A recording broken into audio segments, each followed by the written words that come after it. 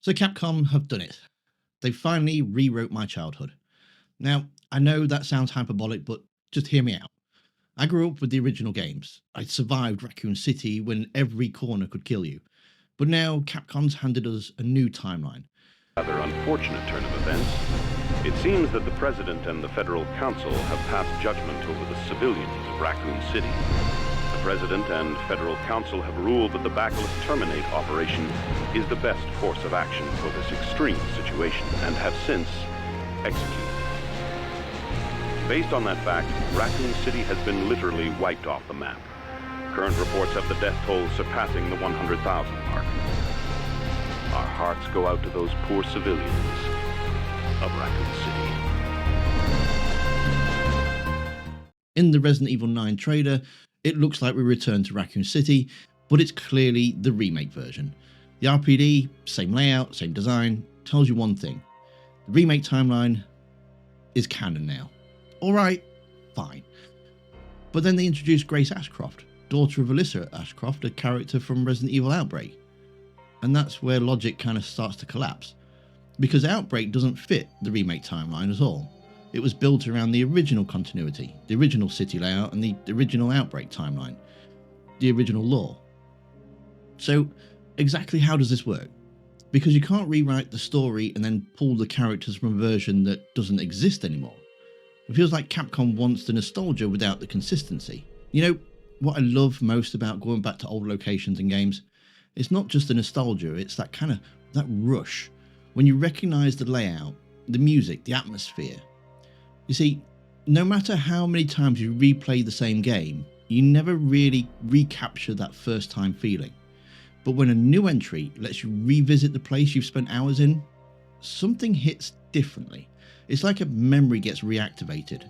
And, just for a moment you feel that original experience all over again. Not perfectly, not exactly, but enough to remind you why you fell in love with it in the first place. For example, going back to Shadow Moses in Metal Gear Solid lets you relive that tension of being a lone spy. Rewalking the throne hall in The Witcher, that one moment when you stand in the presence of a king, it kind of really sticks with you. And that's why continuity matters. That's why canon matters. Because when they rebuild the RPD in the new engine and strip all of its original meaning, they're not just changing how it looks, they're breaking the connection to how it felt. And if you lived and breathed those originals games, that's not really a minor detail. That's the reason why we care in the first place. I've come to realise that I don't handle change very well, I admit that. And I know that's a me problem. Like, take my hometown. I used to meet my friends in town every weekend when I was a teenager. But these days it looks nothing like I can remember. And in a strange way, it's like a part of my childhood is now gone forever. You're probably thinking, well, why does any of this matter? You see, I made peace with the remakes. I don't love them. I hated how they rewrote parts of the story and how they cut pieces out and entire characters had changed, the time meanings. But I've accepted it. They're good Resident Evil games, don't get me wrong. But they're just not very good remakes. I've told myself it's okay, it's a separate timeline, it's a reimagining, the originals still exist. I can play them whenever I want, and it still fits. And that helped. Because even if I don't like the new direction, at least my version of Resident Evil, the one that I grew up with, is still there, it's still intact. But now, they've taken that away. By forcing the remake timeline into futures of the series, and pulling characters from the original canon, like Alyssa Ashcroft, into this new, incompatible version of Raccoon City, they're not just rewriting the story, they're overwriting the one that we already had. Now look, I get it, not everyone cares about timeline consistency. Some people just want good gameplay and cool monsters, and that's fair enough.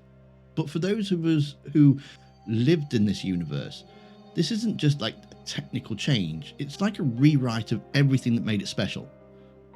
And it gives you the feeling that they don't care. Like the original timeline, the one that actually built the entire franchise is now just a scrap heap they can pick from when it's convenient.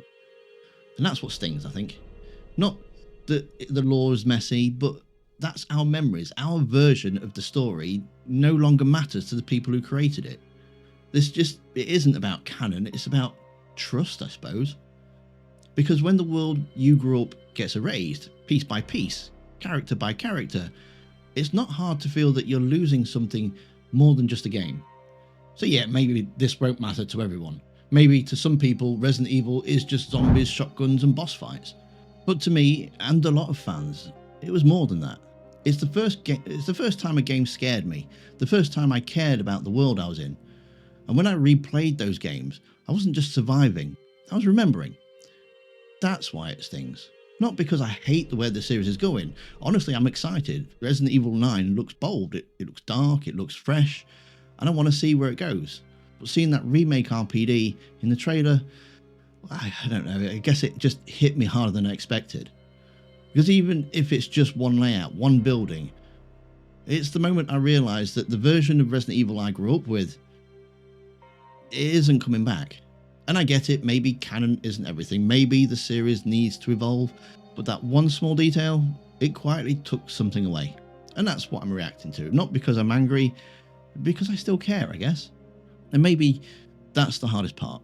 Because even though I'm still excited for Resident Evil 9, even if the new direction looks promising, it's hard not to feel something personal has been left behind. The trailers give us so much to speculate on. New characters, mysterious death, a return to a city that shouldn't even exist anymore. So you might want to go and check out my thoughts on it in a video that's on screen now. So go watch that next. Thanks for watching. Don't forget to hit that like button. And I'll see you survivors next time.